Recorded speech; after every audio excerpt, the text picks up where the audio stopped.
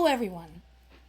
I think the only way somebody can downplay the importance of betraying their ally at the time of need is when they truly do not understand the danger their ally is in.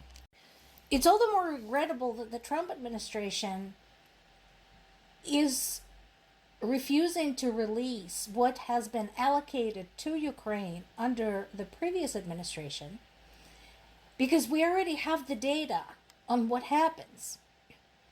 We already know what the consequences will be because of what happened when U.S. Congress delayed by 6 or 7 months.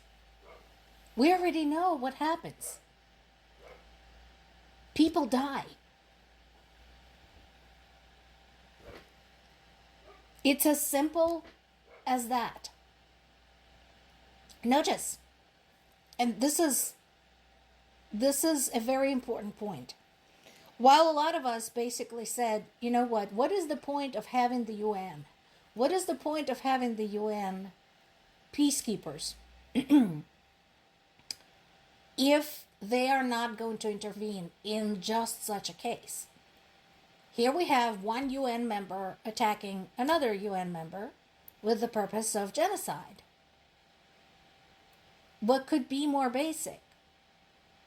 So, a lot of us do actually support the boots on the ground solution for this.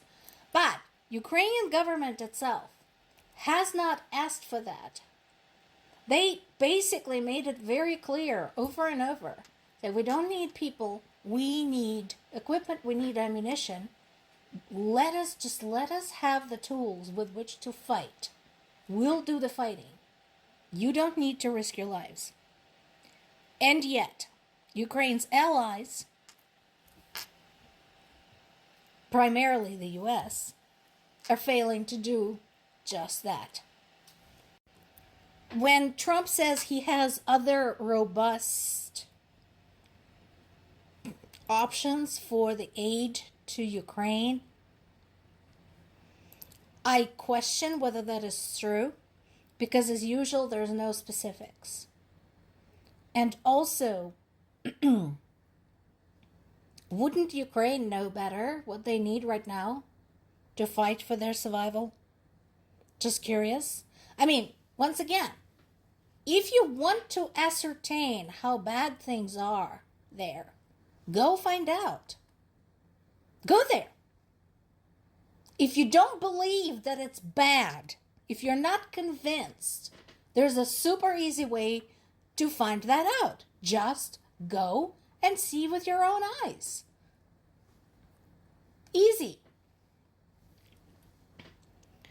There's been another attack on the southern Ukrainian port of Odessa, during which 5 people were injured, including a 7-year-old boy and a 9-year-old girl.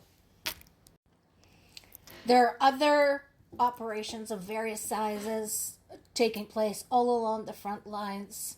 Basically, the easiest way to summarize it is that Russia is looking for holes in Ukraine's defense. That's what's happening. And summer, when it comes to the matters of war, is a little bit like the Hollywood blockbuster season. That's what Russia wants. They haven't had like a serious breakthrough, like a big one, in a long time. So they're looking for opportunities to have something, to score some big victory, to make some big bit of progress. Meanwhile, Russia is also in the news again for its meddling in the affairs of other countries. In this particular case, in Estonia. So what is this all about? Last year, there was an attack on a restaurant and a supermarket, an act of arson in Estonia. And Estonian intelligence services are now saying that it was orchestrated by Russia as one of the series of events across Europe to basically sow division among European countries and undermine their support for Ukraine. Again, is everybody okay with that? Is everybody okay with one country doing that because they want to rule the world? Poland is definitely beefing up its military budget. Not surprising there. We talked about Poland many times. All you have to do to understand their position is look at the map. They are very close to what is going on in Ukraine. They share a border with Ukraine. They bear the burden of Ukrainian refugees. So they have every good reason. Germany. In Germany, there is an investigation of Russia's troll farms, media outlets, used to sow misinformation and once again spread discontent in the German society and undermine Germany's support of Ukraine. We have a changing of the guard in EU. Denmark is taking its turn as the leader of the European Union. Denmark has a very tumultuous history itself, has had its share of territorial disputes, wars, questionable rulers, and so on and so forth. So far, they have been very supportive of Ukraine, and they understand what they're walking into. So in addition to having a war happening on European soil, there's also the havoc caused by Trump's global tariff war. So they have their work cut out for them. Now, obviously, when a country becomes the leader of the EU, it's not like they're going to have to do everything by themselves. Obviously, they will have support of other allies, but it's still a tough position to be in. Understandably, they are beefing up the defense. And again, it is unfair for the US to say, oh, they're doing nothing. That's bullshit.